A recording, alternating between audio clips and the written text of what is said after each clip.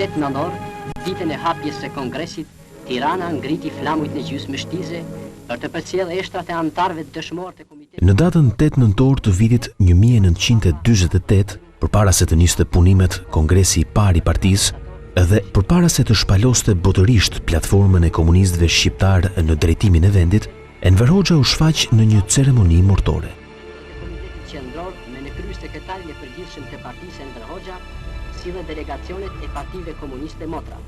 Ishte një ceremoni e sajuar dhe pa ndonjë kuptim të dukshëm për rivarimin e eshtrave të Qemal Stafës, Nako Spirut, Alçi Kondit dhe Vasil Shantos, 4 drejtuesve të lartë komunist që kishin humbur jetën në kohë dhe në rrethana të ndryshme.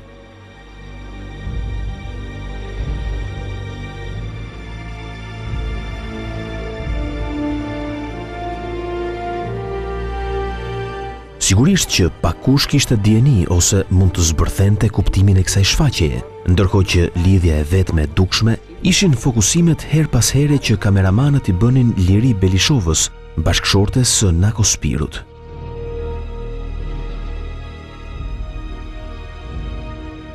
Nako Spiru, një nga drejtuesit e luftës antifashiste dhe bashkëpunëtorët e afërt të Enver Hoxhës, kryetari i Bashkimit të Rinisë dhe kryetari i Komisionit të Planit të Shtetit, kishte humbur jetën rreth një vit më parë, më 20 nëntor të vitit 1947, i qelluar me armë në rrethana të paqarta.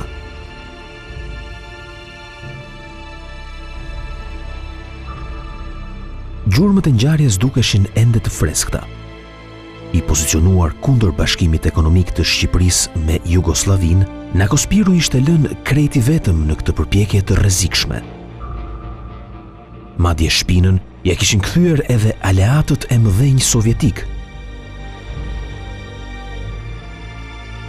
Shpinën ja kishte kthyer edhe vet ai, Enver Hoxha, kreu i komunistëve shqiptar.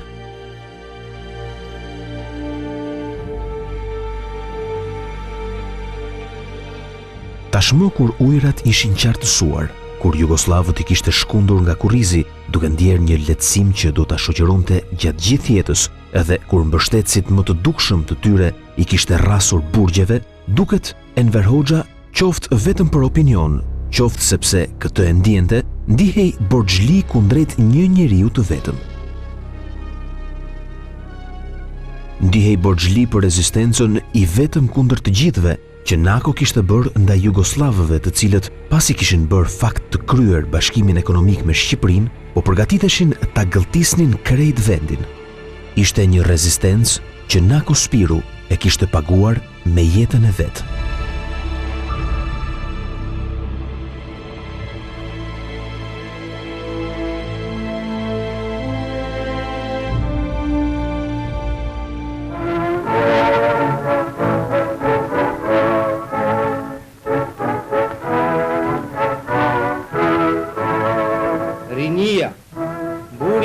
Shqiptar, ajo që u vuqe në fillim në balë të luftës nacional qërimtare. Në prill të vitit 1945, nën asistencën e kameramanëve jugoslav, në Tiranë u mblodh kongresi i dytë i rinisë antifashiste shqiptare.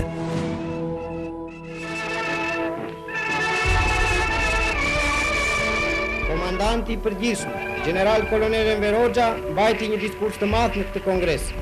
Për të cilin zatën ka që gjatë. Ju do të bindeni, edhe do t'i zbatoni i ligjet e pushtetit, ashtu si keni qenë të bindur dhe keni zbatuar. Pas Enver Hoxhës që shfrytëzon rastin të shfaqet si zoti i vendit dhe lideri pa diskutueshëm, kjo ngjarje do të kishte edhe një tjetër yll. Ai ishte Nako Spiru, kreu i rinisë antifashiste, një i ri ambicioz me një karrierë premtuese. Por me gjithë shkëlqimin dhe pompozitetin e këtyre ceremonive, krerët komunistë shqiptarë në këto vite ishin vetëm marioneta të jugoslavëve. Ligji në Shqipëri e bënin të dërguarit e Josip Titos.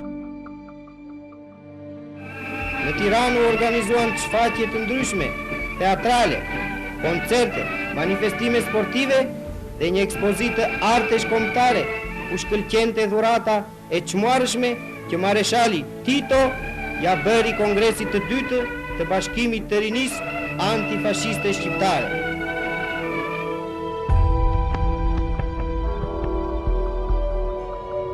Gjatë viteve të luftës, komunistët shqiptar ishin orientuar nga Miladin Popovici dhe Dušan Mugosha, ndërsa në përfundim të saj, teorinë e marrjes së pushtetit ua kishte mësuar Velimir Stojnici, një tjetër ustaj Titos.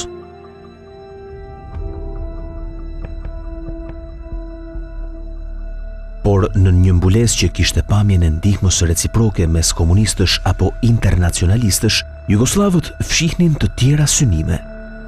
Fshihnin synimin e vjetër të slavëve për të glabëruar Shqipërinë dhe shqiptarët, këtë radhë jo me dhunë dhe armë si paraardhësit, por përmes bashkimit paqësor në një shtet të madh jugoslav apo në një konfederat ballkanike.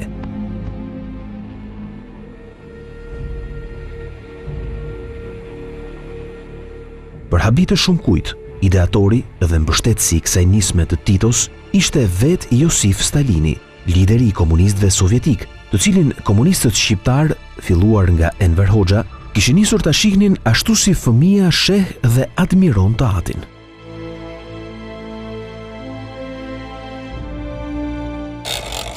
Ky është dokumenti që zbulon planet e përbashkëta sovjeto-jugoslave, është transkripti i bisedës zyrtare me Stalinit dhe Titos gjatë një takimi të realizuar në Moskë më 27 maj të vitit 1946.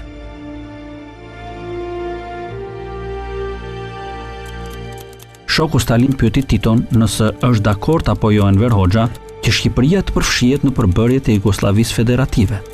Tito u përgjigj duke pohuar. Shoku Stalin tha se në këtë kohë do të ishte e vështirë për Jugosllavinë të zgjidhë në të njëjtën kohë dy çështje, siç janë çështja e përfshirjes së Shqipërisë në përbërjet e Jugosllavisë, si dhe çështja e Triestes. Tito bie dakord edhe me këtë vërejtje. Prandaj, vuri në dukje më tej shoku Stalin, së pari duhet të diskutohet çështja e miqësisë dhe ndihmës së ndërsjellët mes Shqipërisë dhe Jugosllavisë.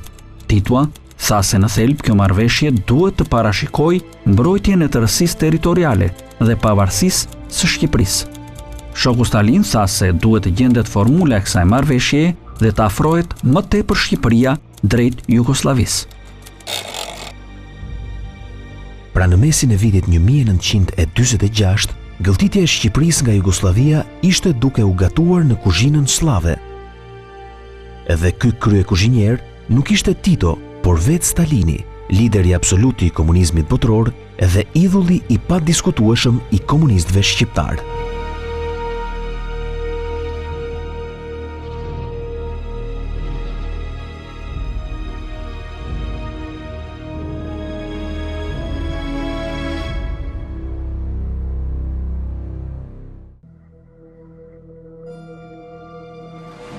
Faktet thonë se me njëherë pas marrjes së bekimit nga Stalini, jugoslavët nuk e lanë kohën të shkojë kot.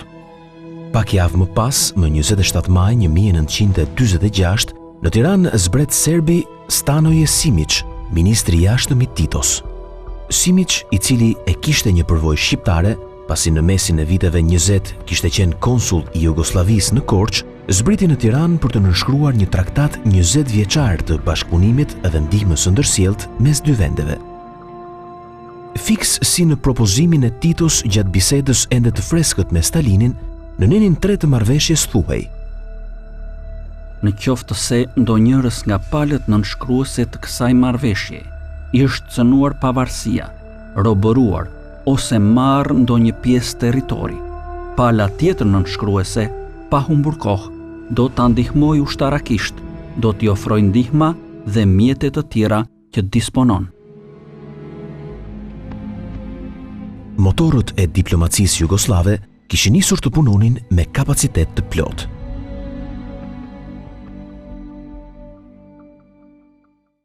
Jedan međudržavni posjet. Predsjednik vlade Narodne Republike. Një muaj më pas, më 23 qershor 1946, në kuadër të lidhjes së Shqipërisë me një numër marrëveshjesh kontrolluese, i ftuar nga Tito, Enver Hoxha realizon një vizitë zyrtare në Jugosllavi. Aty pikë së pari nënshkruan një marrëveshje për të ndjekur një politikë të përbashkët ekonomike të dy vendeve në koordinimin e planeve kombëtare ekonomike, për bashkimin doganor, për sistemin monetar dhe financiar, si dhe për çështjen e unifikimit të çmimeve.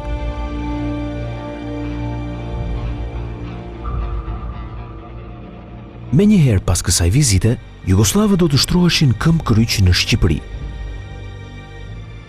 Këshilltarët e Titos hynë në të gjitha zyrat qeveritare të Shqipërisë, por edhe në shtabin e përgjithshëm të ushtrisë, ndërsa serbo-kroatishtja bëhet lëndë me detyrim në të gjitha shkollat e mesme të vendit.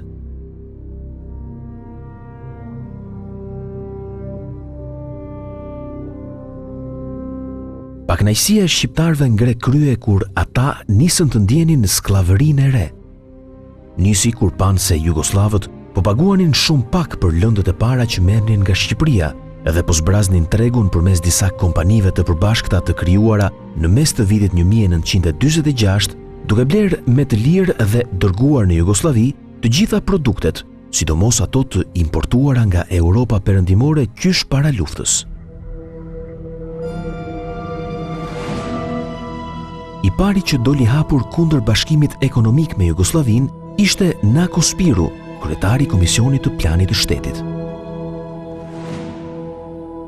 Sipas kujtimeve të Ramiz Alis, Nako Spiru ishte i vetmi që nisi të shfrymte ndaj veprimtarisë së autoriteteve jugoslave.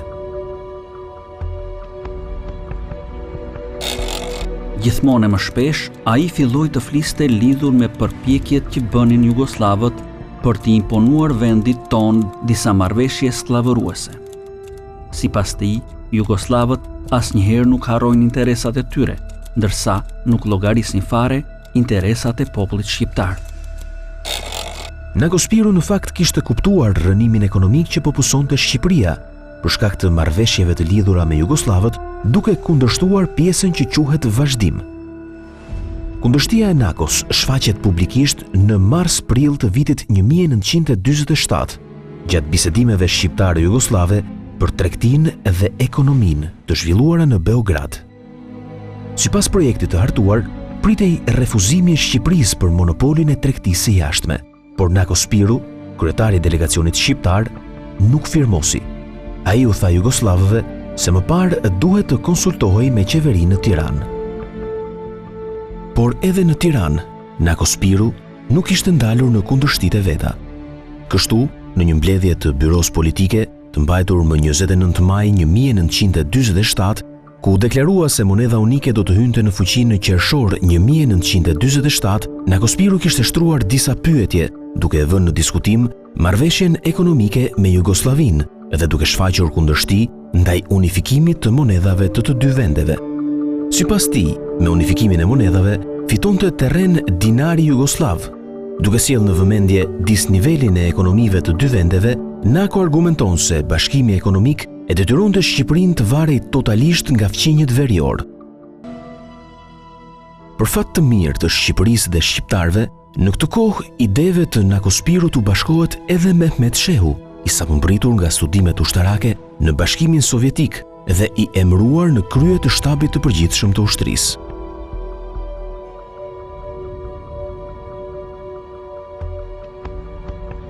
Taj naš ogromni politički i radni kolektiv koji je stvoren u procesu revolucionarne borbe. Blokada që Nako u bëri synimeve jugoslave në Shqipëri qartësohet më së miri në një letër që ambasadori jugoslav në Moskë i dërgon Andrej Zhdanovit, antarit të byros politike të Partisë Komuniste Bolshevike, më 6 dhjetor 1947. Grupi Mehmet Shehu, Belishova, Fadil Pachrami me në krye Nako Spirun kanë filluar të orientohen ekskluzivisht drejt njerëzve sovjetik. Është karakteristike se ata filluan të bënin një propagandë të tillë, njëkohësisht me propagandën kundër të gjithë njerëzve tanë që ndodhen atje, duke krijuar në popull opinione negative në lidhje me Jugosllavinë. Nako Spiru, me të gjitha mënyrat, ka frenuar realizimin e marrëveshjeve ekonomike midis dy vendeve tona.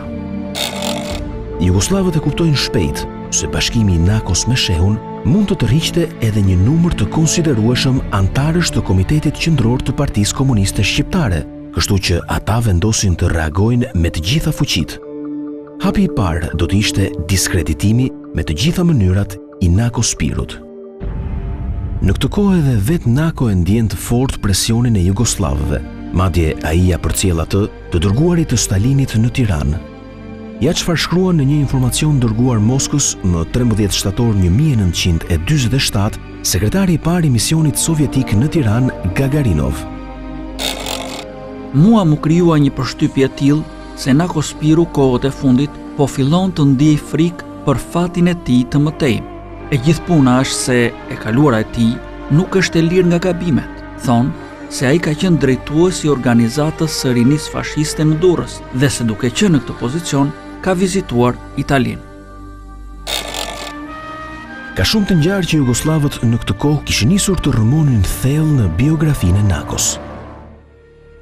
Në një libër të tij të vitit 1949, Vladimir Dedier, një nga bashkëpunëtorët e afërt të Titos, ka publikuar faksimilen e një letre në gjuhën italiane që Nako Spiru ja kishte dërguar Komitetit Qendror të Bashkimit të Rinisë Komuniste të Jugosllavisë në fillim të nëntorit 1944, e shkruar në kontekstin e pleniumit të Beratit. Në letër Nako shkruante se Enver Hoxha ishte një njeri me intelekt mesatar, mediokër dhe të tjera të ngjashme. Historianë të ndryshëm mendojnë se jugoslavët e kanë përdorur këtë letër për t'i bërë Nakos shantazh, pra i kanë kërkuar të tërhiqej nga aksioni i vet anti-jugoslav, se përndryshe letra mund të binte në duart e Enver Hoxhës. Për të sheshuar problemet e dala me Nako Spirun dhe mbështetësit e tij, në ditët e para të nëntorit 1947, në Tiranë rikthehet pas një mungese prej 3 muajsh i dërguar jugoslav Savo Zlatić. Më 5 nëntor ai takon Enver Hoxhën dhe Koçi Xoxhen, të cilëve u komunikon mendimin e drejtuesve të Partisë Komuniste Jugoslave. Sipas tyre, Komiteti Qendror i Partisë Komuniste Shqiptare si dhe qeveria shqiptare kanë zënë një pozicion të gabuar në çështjet e zhvillimit të mëtejmë të ekonomisë, duke nisur të bëjnë llogaritmë vete veçmas planeve ekonomike të Jugosllavisë, edhe se në Shqipëri ekziston një front i hapur anti-jugoslav. Ndërhyrja e Savo Zlatićit ishte një kërkesë drejt për drejt për gjetjen, demaskimin dhe për të pastruar të pakënaqurit. I dërguar jugoslav, gjatë njëjtit takim i ka dhënë Enver Hoxhës edhe një letër ku ishin listuar emrat konkret të kundërshtarëve. Qysh pas këtij takimi, Nako Spiru nis të ndihet përdit e më i mënjanuar. Për fat të keq të tij, në këtë periudhë në Tiranë mungonte Dimitri Çuvahini, i dërguari i qeverisë sovjetike në Tiranë, i cili për 2 vite me radhë u kishte dalë mban me pjekuri shumicës së problemeve të lindura në shtetin e vogël të shqiptarëve.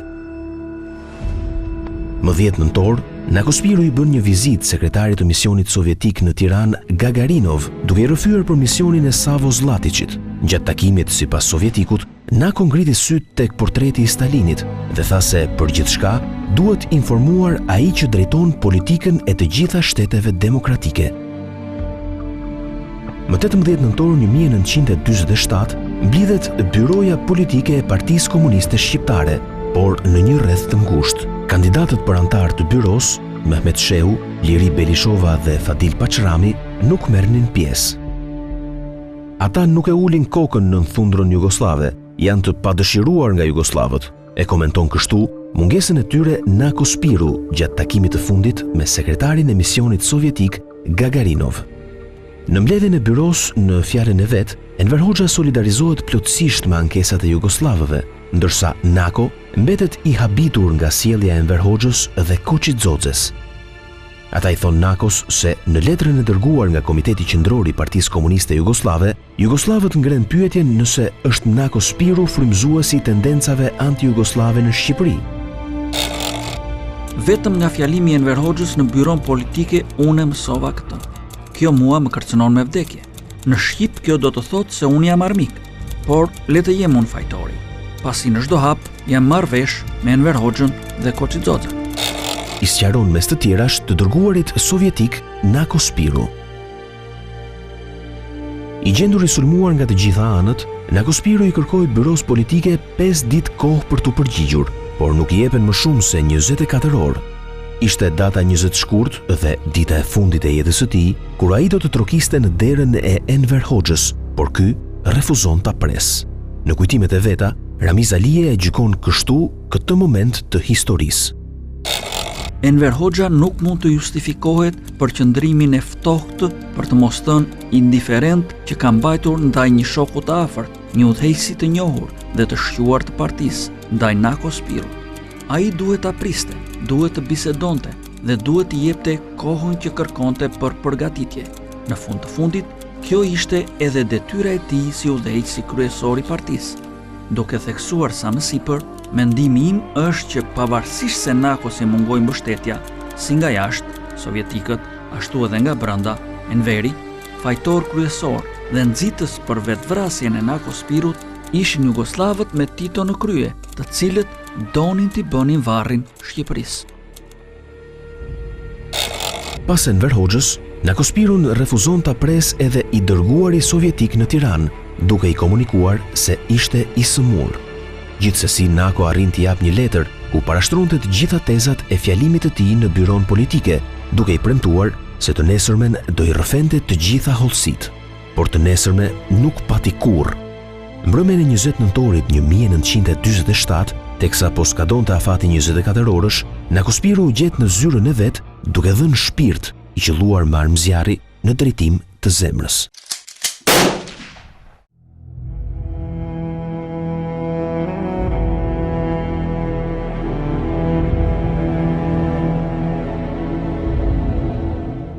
Këto janë disa fotografi të ceremonisë së varrimit të Nako Spirut. Enver Hoxha dhe Koçidzodze shfaqen të palexueshëm. Për ironi të fatit, të dy u kishin kërkuar leje jugoslavëve për të qenë të pranishëm, ndërsa familjarët duken të terrorizuar. Por çfarë kishte ndodhur në atë që mund të quhet si pjesa e pandriçuar e historisë? Sipas historianit Kastriot Dervishi, që ka përfshirë në këtë libër edhe ngjarjen e 20 nëntorit 1947, Nako Spiru i kishte pasur të gjithë kundër, përfshirë Enver Hoxhën. Gjatë dëshmisë së tij në gjyqin ndaj ish-ministrit të brendshëm Kadri Hasbiu, ish-zëvendës ministri i brendshëm Nesti Kerendxhi ka rrëfyer një histori gati të pabesueshme për survejimin e Nako Spirut. Më 19 nëntor 1947, Nesti Kerendxhi, në këtë ditë të ftohtë pragtimri, qëndronte në shtëpinë e tij. Befas bie telefoni. Në anën tjetër ishte ministri i punëve të brendshme, Koçidzodze, i cili i kërkon t'i bëj një vizitë në shtëpi. Kerendxhi shkon në shtëpinë e shefit të tij, ku gjen edhe ministrin pa portofol, Pandi Kristo. Koçi i ka urdhëruar që së bashku me Pandin të shkonin te shtëpia e Kristo Themelkos dhe të ruanin veprimet e Nako Spirut, që kishte shtëpinë përballë. Të nesërmen, Nako doli në punë. Kerendxhi ka shkuar pas me makinë duke pasur shofer Lefter Lakrorin. Nako kishte shkuar deri te ura e Beshirit dhe ishte kthyer. Ndoshta e kishte kuptuar se po e ndiqnin. Makina me shofer Lefterin kishte vazhduar rrugën për të mos u kuptuar, ndërsa Kerendxhi kishte ulur kokën për të mos u njohur nga Nako Spiru kur dy makinat ishin këmbyer. Gjatë së njëjtës dëshmi, Nesti Kerendxhi ka rrëfyer se si pasi kishte dëgjuar krismat, ishte futur në zyrën e Nakos, i cili kishte një plagë në gjoks dhe bashkë me shoferin e kishin dërguar në spital.